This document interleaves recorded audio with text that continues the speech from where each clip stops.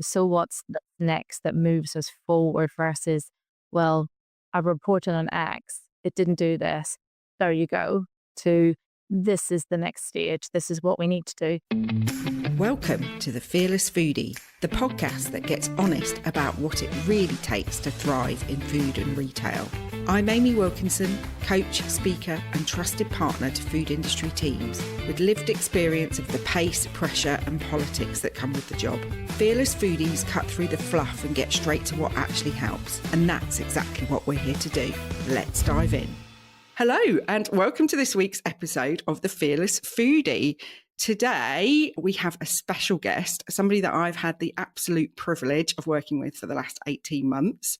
I popped into Tesco's to do a little talk a couple of years ago, and it's turned into a bit more than that, a longer partnership, which I'm very pleased about. And I'm hoping she is too. It feels like she might be because she's come on the podcast. Welcome to Breige. I'm going to get it right, Breige Donaghy. Yeah? Well done, Amy. Well done. Breige is the Director of Product Development Innovation at Tesco's. Welcome. Thank you so much, Amy. I'm really looking forward to today.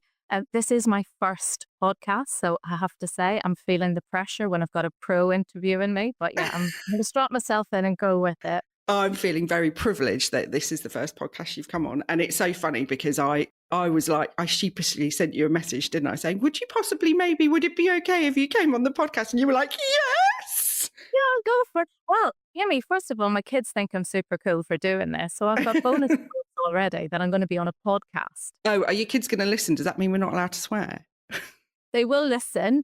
We'll keep the language PC today. Okay. I'll really try. I can't, you know that about me. I can't guarantee it, but I'll definitely try. We'll try our best.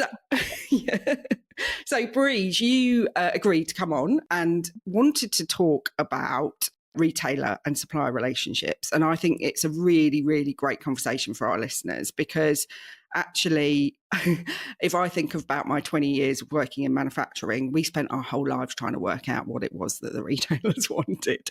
So you're going to sort of like pull back the curtain and not just about the commercials and the, want to make money, but actually what you want from a relationship and a partnership. So we'll come on and talk about that in a little bit, but I think it's always good to hear, like, who are you? Oh, God, that sounds awful. No, tell us about your background. How did you end up being the Director of Product Development at Tesco's? Okay, God, now it's going to take me back in time. So first of all, I've been in the industry 2 decades, so I'll let everybody work out the maths to what age I may or may not be. Be kind. But yeah, I have been in the industry 20 years and I've worked for 2 amazing retailers in that time. I work for Tesco, obviously today, but I've also worked for them previously and I worked for Co-op. They are 2 very different retailers, one by scale, but also in terms of their approach in terms of Tesco set for scale and reach, Co-op being a member-owned proposition, very purpose-driven in its outsides. And that taught me loads in terms of how a retailer needs to think from convenience into scale. I actually started out my career in product development many, many years ago. I did a food science degree, got on a boat, came over and did a placement year with Tesco and never went back to Ireland. But that gave me really strong foundations in thinking about what customers really want. I got the bug about being able to create product. And I got super excited to be able to tell people that the products on the shelf were mine. Yeah, it's a good feeling that, isn't it? It is, isn't it? There's nothing cooler than saying around the dinner table, I've got X product on X shelf is my creation, is my baby. And I think that's wonderful when you start to see the developers in my team today talking about their products. It gives you that little moment of everybody's got a connection and that passion to product and making a difference. It's funny because there's still products that I worked on, say 20 years ago. I mean, there's like a lot of my early career was like sandwiches, coleslaw and stuff like that. And I see products and I'm like, I know they will have been redeveloped a number of times since then, but to me, they are still my product. They still got the Amy Wilkinson DNA. Yeah, exactly. But it is the truth, isn't it? Everybody's super proud of what they produce at some stage in their career. Product development was where I kind of initially started off. And then I had the fantastic opportunity within Tesco. And that's one of the best things about that business, is you can go into many, many different functions. So I spend time in brand, I spend time in commercial, I spend time laterally in marketing, which was one of my favorite times in terms of getting involved in the communication sides of it. And then I went off to co-op and had many leadership roles across development, technical quality, and latterly sustainability. So I'm very privileged that I've had those opportunities across the 20 years, but that's really helped me use different lenses in the role I have today in terms of how we need to set ourselves up from a retailer perspective. Because what we have today and what we need in the future is going to be very different. So being able to pull Yeah. back on some of that experience I've had over the time has been really useful. Yeah. So almost that, I think there's a couple of things in that, isn't there? There's like that breadth of having worked, and I know this from experience as well. It gives you being able to empathize with other departments, other perspectives is really helpful if you haven't always worked in the same function. And that's not to do people a disservice that only ever work in one function, but also it really interesting. I didn't know about the stuff that you'd done in sustainability and Yeah. how important that is going to be. And well, already is. It's not going to be, it already is important, but particularly through the lens of product development as well. Because I think if we think back 20 years ago, I mean, we just weren't thinking about that, were we? And the amount of probably products that launched, time, money, resources, everything that was wasted because we were just, not having more of a scattergun approach and not thinking sustainably in the same way. Yeah, I think bringing it all together, and that's one of the benefits I think, from my career journey is being able to have worn many hats, bringing it into the room and the thinking around how we set ourselves up for success and what does the next chapter of retailing look like. And it can't just be one function, it has to be many elements being brought in, whether that's health, sustainability, whether Mm, it's around resilience of supply. We've got to look at it more broadly. And that's how development, I think, has really shifted yeah, in terms of yeah, it's not just innovation of what's new, but how is it going to deliver across the full business agenda. And, at Tesco, we've got great commitments around our health and our sustainability. And therefore, the development function has a huge responsibility to ensure that how we approach it ticks all the boxes and is the right thing for the customer and the planet. yeah. And I think it's a responsibility and a weight on our shoulders feels like too strong a way of putting it. I don't know if it's a privilege. I don't know. It's almost like it's another layer, isn't it? Yeah, it is a privilege because the roles that we sit in today, whether you're in manufacturing or you're in retail, you are going to shape how the food industry shows up in the next 5, Mm, 10, 20 years. So decisions we make today around how we want to operate, how we want to create products, how we want to source products will have huge impacts in the future. And therefore, having that conversation together between a retailer and a manufacturer around how are we going to set the food system up for the next 20 years mm, is a really exciting piece to be because that's your part of the history that you're going to make. yeah, And yeah, when you look back, you can think about when retailing started in convenience heyday, those are the moments you're going to be saying, well, what am I going to be saying in 20 years' time around how I shaped what consumers are eating today? yeah. No, that's a really good point. Really good point. So, yeah, we do have a bit of responsibility in there. Yeah, yeah. And I think it's worth calling out because it's like, particularly, and I don't know if it's the same retail side, but manufacturing side, I know that in product development, sometimes you can feel like a little bit undervalued by other departments, not really understanding and thinking that it's just coming up with some new ideas and being a bit fluffy and, just bringing complexity to the factory. I mean, I'm being very flippant, but you know me, Breige, like straight talking. But actually, all of these different factors are so complex, and there is so many things that we have to think about in product development that actually it does the function a disservice. There's so much responsibility within it Yeah, as well. there's huge amounts that come through it. But in my head, sometimes I simplify it, and my team sometimes say I oversimplify.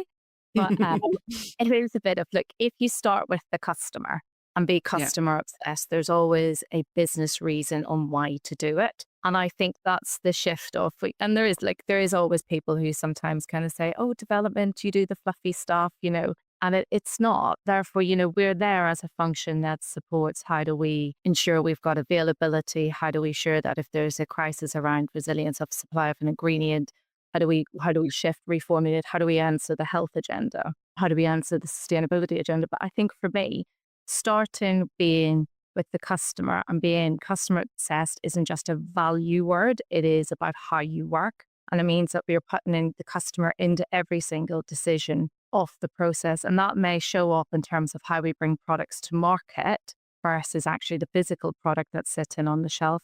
And I think that's the bit that's exciting for me as well is retail, when we used to talk about 20 years ago, was bricks and mortar. It really was. Hmm. And now we're starting to see it as an omnichannel. That means we need to be thinking about what does it mean for in-store? What does it mean for mobile? What does it mean for delivery? What does it mean from a loyalty perspective? And therefore thinking around how we're going to innovate for the future together.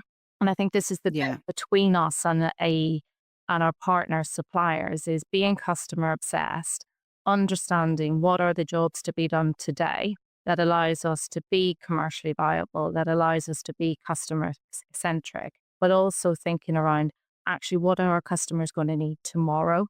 How are we going to innovate together and create you know me, I mean, you've heard me talk about many times the swim lanes. I think it's my bingo word, lanes that we need to be able to think about the future and creating Yeah. that time and headspace. And I think sometimes with supplier relationships, it can become quite transactional because we're Yeah. trying to firefight what it is today.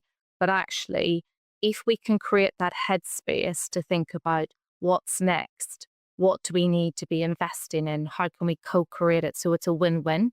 I Yeah. think it's the shift in relationships that becomes more open, more honest, more explorative, curious to think about actually how we going to differentiate as a brand. How are we going Yeah. to show up and really be there in that moment that our customer needs their next need state? We're on the pulse for it. Yeah. And I think that is a real shift as well in terms of that. If I think 20 years ago, it was a lot more transactional between suppliers and retailers for sure. And I'm just curious, I don't think I prepped you for this question, but in terms of, Here we go. here we go. No, I was just interested because when we were talking about you coming on the podcast and different things that you could potentially talk about, you wanted to talk about the supplier retailer relationship and the partnership approach. What is it about that made you were like, this is the first podcast I'm ever going to go on. This is what I want to talk about. Why? I mean, I just asked the question why, and Breige, don't ask why, because No, why and is coaches aren't allowed to say why. No, this is why What you made throw. you pick that? Do you know what? You know, I'm super passionate about my kids and stuff. So I've got Mhm. two kids. And one of the things I always talk to them about is every day is a school day. And you can learn from so many people. And therefore, you know, I think as a business, we are rich in our insights. We are rich in terms of all of the data points that we can pull from. But there's also part of that we need to use our supplier partners for Mhm. to help us co-create and collaborate to be able to think about things differently. And I Yeah. kind of also talk quite a lot about a critical friend who can come and help us challenge our thinking to get a better Mhm. result. Nobody wants to be in an echo chamber. And Yeah. actually, for me, the power of using the relationships that we have with our suppliers to truly unlock what it is our customers do want now and what they may need in the future is absolutely crucial. And we've lots of talented people within our business, and I'm sure every retailer will be the same. But the wealth and knowledge and experience that sits in our supply base is phenomenal. And we Yeah. would be stupid not to be able to partner and co-create it together. And therefore, Yeah. my ask is always is, you know, come talk, stretch my thinking, give me a different perspective. Start with a customer, show me the data, but change that data into what is the action and help me think about the solutions. And I think that's why today I was really passionate about coming on because it isn't, partnership is built, it's not bought for me. And Mhm. Mhm. therefore, building a true relationship where we all feel comfortable and secure to talk openly around what do we think is the next chapter is really important, particularly from an innovation perspective, because there's so many challenges we all face. Let's face it, to your point of it starts usually with the commercial challenges and the pressures. But if we don't Mm. get beyond that, we'll never create the next chapter. And Yeah. therefore, we've got to build that deeper, meaningful relationship. And, you know, Amy, that means we're clear on what does that mean for us in terms of what it looks like from a retailer perspective, but also a supplier should be honest to say, well, this is what we need to be able to Yeah. feel that we can go and invest. This is what it means in terms of that next chapter. Yeah, because ultimately, if you want to be able to drive innovation across for Tesco's or for whichever retailer people are working with, you've got to take risks, right? You can't like innovation. And ultimately, there is an element of risk, but they. It mightn't be hit at the first time rhyme, but it's one of those things, make me smile. When you've got the benefit of 20 years and you look back and you say, well, that idea that we had 10 years ago just might have been too quick for its time. We might need to dust it off and have that conversation again. And there's too Yeah, many I've times got. I see some of my suppliers kind of smiling because they're almost like, yeah, I remember that idea. And actually, yeah, it Yeah. probably is relevant now.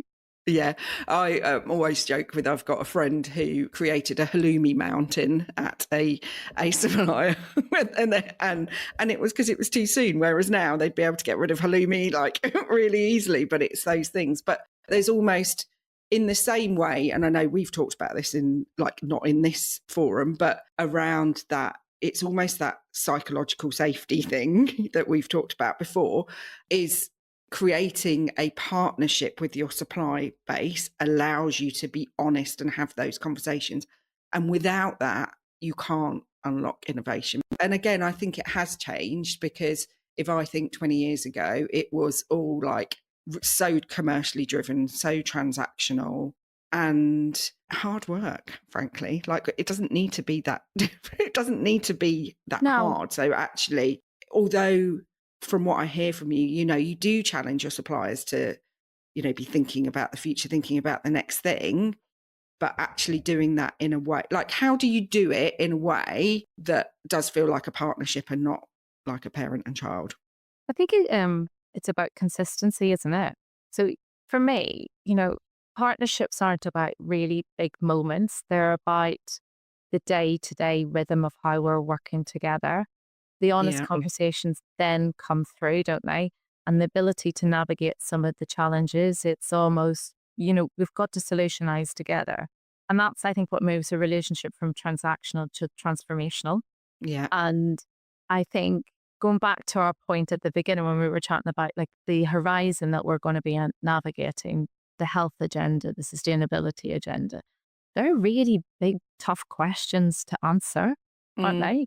And yeah. it's shared because we've got, whether from a legislative perspective or whatever, we've all got in a shared agenda that we've got to solve for. And therefore, having the open conversations and inviting people in to say, look, we've got to do this together. What is your ideas? What are our ideas? But to your point of not every innovation is going to be successful, but we've got to learn from it. Mm-hmm. We've got to take the time to kind of say, what didn't work and what would we do differently? Yeah.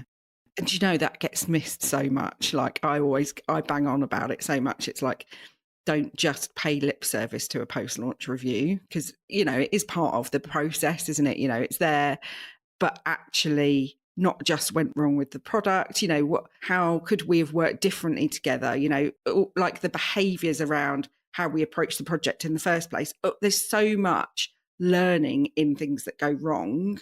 And we tend to, I don't know, it's a human trait to go, Sometimes we think it's failure. It was yeah. interesting. I went to, I had a lovely day on Sunday. So my daughter finished primary school last week, which is a big moment for me as a mum, because that's Mm, my last little one at school. So we're now in high school officially from mm. September. And we went to Wimbledon and we got to see the men's final. And obviously Oh, Sinner won, wow. Hmm. which was a big, big privilege. And my husband was like, right, he's won, let's go, let's go. And I was like, no, we're going to listen to his speech. And it was a real moment where he was talking about how he had lost to Carlos in Paris and how that had had a huge impact. And he said, I think the question that had been asked him, how did you feel about coming today? And he said, well, I acknowledged my failure in Paris.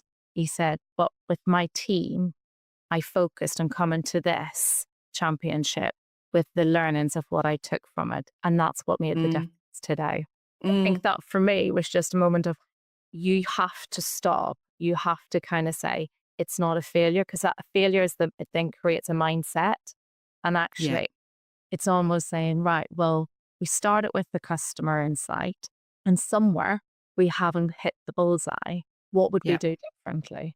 And I think Yeah. that then helps people be brave and think Yeah. about actually how do we stretch, how do we differentiate versus a me too, a follow.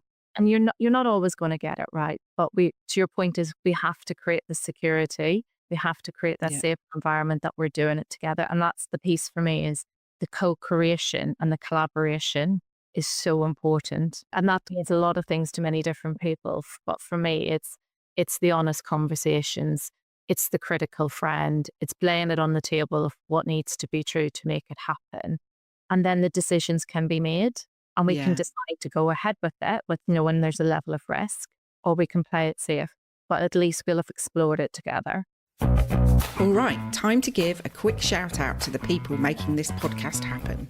These are the brilliant sponsors backing bold, fearless conversations like this one. Let's hear from them. Ensuring food safety and quality is crucial. That's why businesses trust Microsearch Laboratories, part of the IFP Labs group. UCAS accredited Microsearch offers microbiological, nutritional and allergen testing for food, drink and water, delivering fast results and expert support.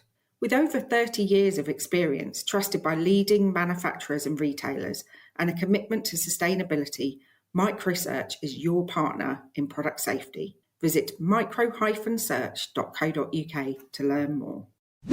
Ever walked out of a meeting thinking, I didn't lang that right?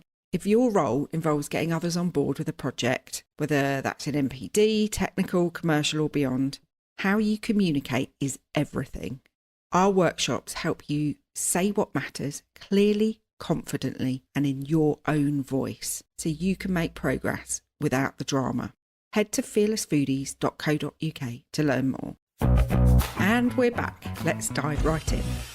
So for you, it's really about, thinking about people that are listening that are in the supply base. It's about being honest on what is achievable, what isn't achievable, or what is going to be hard, but we need to find a way together to do it. Because I think in the olden days, we're getting that old, Breige, it did used to feel like it was a bit like, well, just make it happen. Go away, make it happen. And I don't know if this was just particular people I worked with or whatever, but there was just this. But what you're saying is actually, let's make it happen together. It's not going to be easy, but you would rather have the honest conversation about what is achievable and how we might find a way through to trying to do something different. Look, I think for me it is, I mentioned it, is there's clear jobs to be done in the 0 to 12 months. We know that together from our commercial, our innovation, our technical teams, we are there together working that. Yeah. To kind of get to the next stage when it comes to innovation, when it thinks about how we're going to show up for our customers. The development teams were already ahead in terms of where they need to be thinking, whether that is, we're signing off summer, Christmas already for next year and thinking about the following year. But to have a supply base fit for the future and us knowing what our customers are going to need, we're going to have to start thinking about that together now so that the commercial conversations become slightly easier because we'll know what capability we need. We know that we're having that upfront conversation that says, look, do you know what? If you really want to explore this, and we believe it's right because we've looked at the data and we're starting with the customer, these are the options that we have got, but it's going to come with a commitment, a challenge. That allows us to think about it differently and almost say, right, actually, how do we work together to make it commercially viable? How do we make sure that it is customer-centric? And what are the compromises that we might need to make along the way? What are the choices in terms of where our focus is? And I think that's the shift that I really want to happen in the supply base. Because to your point, you go back in time and for whatever reasons, relationships can be very transactional. But actually, we've got a choice around how we want to create the next 10 years of retail. And for me personally, with my leadership in our business, I want to do it with my suppliers. Yeah. And I was going to ask you about your leadership style and how... Why are you giggling? I'm like, where's this She's going? like... I'm like, right, she's like, this wasn't on the prep sheet either, Amy. Like, you're thinking about this, right? Come on, Amy. We're like there. No, just in terms of that must be part of your leadership style in terms of how do you create that? Because not only so we're thinking about, that supplier retailer relationship, but you also have a massive team that work for you as well. And they're having to take risks and they're having to build those relationships too. So there's got to be something about you as a leader that allows for that partnership approach as opposed to a transactional approach. What do you think it is? I think I'm in my mid-year review at the moment. Well, you did agree to come on a podcast with a coach that you know well. Yeah, look, I think I probably would say my leadership style is anchored to probably three elements that I would hope I'd stand by. One, I would like to think I'm people first. And we've talked about how people feel secure to be able to explore. And I think the care and support that I give my team and the clarity of the direction of what we need to do is really important to allow them to be able to go and feel that they can, and we can coach and support them in that space. The reason why people is so important to me and the emphasis on it, whether it's in the supply base or within my own team, is I'm a true believer of what you give and the support and the care you give, you'll get back in abundance. And that's just something that's it's really valuable to me. Had so many people across my career who have supported me, and I feel a real responsibility of that care that's shown to me throughout my career journey. I want to pay that forward so that the future generations are brave, have the confidence to think about things differently and have a different perspective. The second piece is, and I've got more comfortable with this over the years, it's so important to empower your team because the further up you go, the less you know in the detail, and you have to trust and empower your team to do the best job. Yeah. I'd like to think that my team, I have an amazing team who support me on a day-to-day basis. And I would like to say, I think I'm their cheerleader because they stand me up every day with the work that they do. But empowering them to go ahead and feel that they can shape what I would class as their business units in terms of what the jobs are to be done to deliver for the overarching business is really important. Mm. And then the last piece of my leadership style, I'd probably say I am challenging. Yeah. But I challenge in the right way. I challenge with purpose. And I think I give the context of the why. And the why usually comes down to the customer and what we're trying to achieve. And the challenge for me, again, has to be done in a safe way. So I'm always highly curious. And my team would say, one person in particular jokes with me about the 20% more. And I think it's in me to kind of think, if you had 20% extra to give, what would you give to make the difference? And would it make the customer experience be different? Yeah. So it's setting that bar high, but it's also being very supportive in doing that and creating the space where people where the trust is there, that you are letting them and empowering them to do it, but it's not that you're stepping back and letting them get away with it. You're still going to be pushing them for that 20%. Love it. Sorry, that was a totally left field question that we hadn't planned, and you answered it very well, Breige. It is, like I think I joke, I do set the bar high, but with the right intent that it'll get the right customer proposition and execution.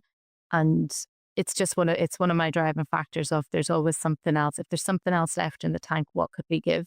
And that for me is how you differentiate. Yeah, absolutely. And one of the things that you touched on earlier is again, obviously, all the way through, you've been talking about how customer is at the heart of everything. But one of the things that you touched on, which I'd like to delve a little bit more into, and then we'll get your key, what you want people to take away from this conversation, is around the data and the insight piece. And obviously, it's a passion of mine because I worked in insight for a number of years.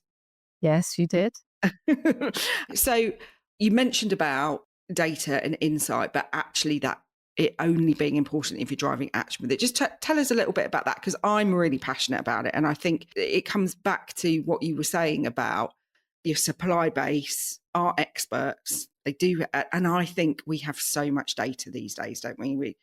Retail side, the big manufacturers, we buy loads and loads of data, but I've seen it misused in many, many places as well. So tell us about why data is important to you and and how suppliers can use it in the right way to shape the future. If you look at kind of our customer base and the power of what we have from our points from Clubcard, that data set is so rich for us to understand how our customers are shopping on a day-to-day basis. And I think for me, it is if we start with the data points and we're really clear on who is our customer, what is their need states, how are they shopping, understanding their behavioral patterns and kind of saying, right, what does that mean today to what it means to the future? But it's not just being a reporting data point in terms of what hasn't worked, but it's almost then translating it into, and this is what we need to do for the Yeah, future. And I think yeah, that's the shift for me in terms of bringing it to the table with the so yeah, what's that's next that moves us forward versus, well, I reported on X, it didn't do this. There you go. To yeah, but actually, this is the next stage. This is what we need to do. And like we've said it, retail is evolving at a faster pace, but that's from an AI perspective as well. We're going to have to start to think about how do we utilize everything, all of the toolkit that we have got to be really customer centric in terms of how we're positioning ourselves in terms of who our customers are today, what they need for the future, and how are we going to attract new customers in? Because yeah, the competitive set out there isn't just our big retailer and pieces. There's so mhm, many touch points of how customers are shopping, interacting. And when I say like even my kids are kind of saying to me, "Can I buy X?" And I'm like, "Where are you buying that from?" And it is just the power of social media now. Therefore, we've got to be thinking around all of the different touch points that our customers are interacting with. What does that mean in terms of how they're showing up from their purchasing behavior? And what does that mean for the future? And yeah, like, I think for me, how our customers are processing who they are today and what they are in the future. If you take health for an example, pre-COVID, I think customers were kind of just in the service model into mhm, now, what does it mean for me on a personal basis? And that personal responsibility and how we're seeing health explode, from a lifestyle to the impacts of GLP-1 to what they're going to be doing in the next 12, 18 months is going to have a huge impact. And we're going to have to be able to react to that in many different ways, whether that's through products or services. yeah. And there's so much in that, in what you're just saying about, there's this wealth of data, there's a wealth of insight, there's so many different things going on. And I think, and in the same way as you said, like right towards the beginning of the episode, around retail isn't just about bricks and mortar anymore. It's all, it's omnichannel, it's all of those different things, but the competitive set is different. And when you were talking, I was just thinking of an example that I can't remember who it was that told me this example, but chewing gum sales have reduced since the smartphone. And you wouldn't be going, oh, well, that's a shoulder category to that category. But it's actually that people used to chew chewing gum because, it was like a, like a, I don't know what the word is, but, something to do with their mouth and something. But now people are distracted and scrolling on their phones and they sort of don't need chewing gum anymore, so it's The those behavioral things, piece isn't to it? what's the shift in the Yeah. behavioral piece in terms of the Yeah. And it's thinking beyond. And I think that's the risk when we've just got data that's just looking at certain things. Actually, what you're saying is it's not just about let's look at what's happened in the past or what's happening now.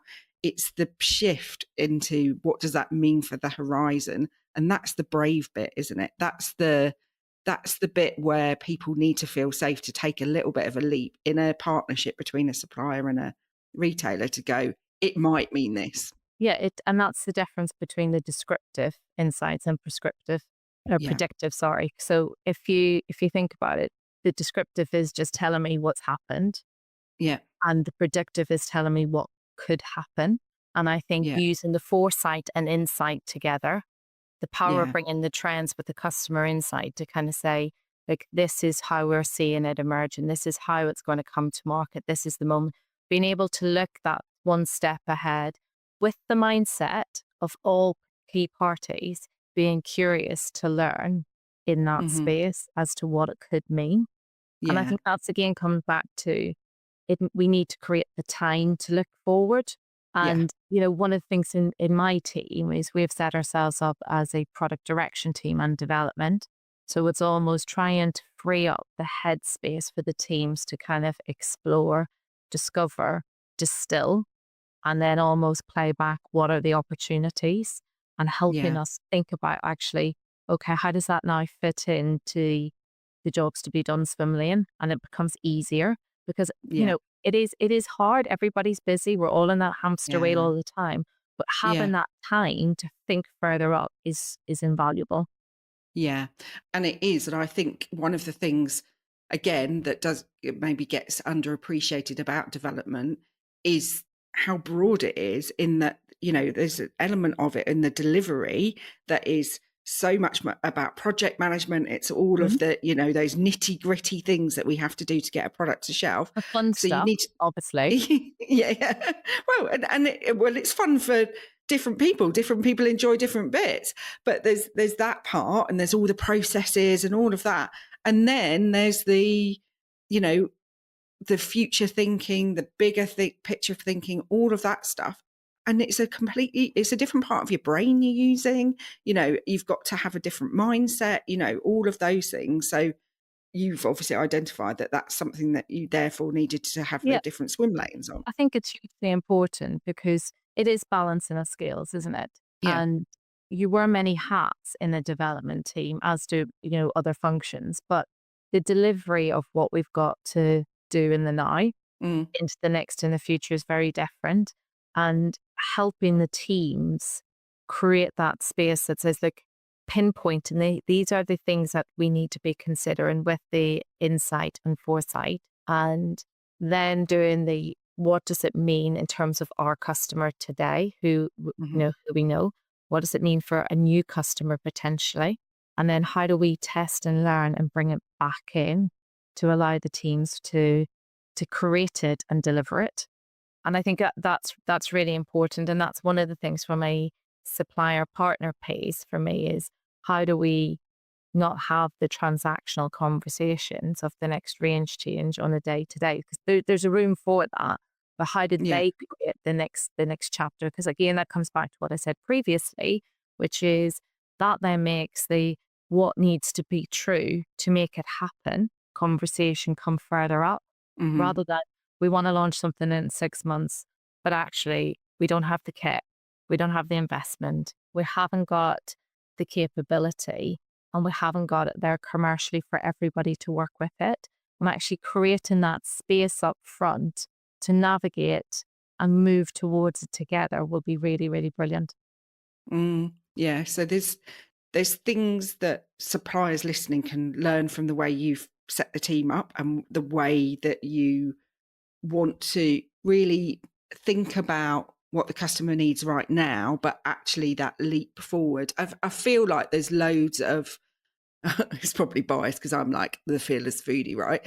But because I'm thinking there's lots of brave conversations that need to be had in all of this. Like that, it's almost like we've got to do a good job of getting the day job done, but we've also got to have the trust to be able to think about the future and have those brave conversations about how we're going to partner together, how it might not work, but we're going to have a go anyway, and how we're going to invest in the capability to do what we need to do in the future.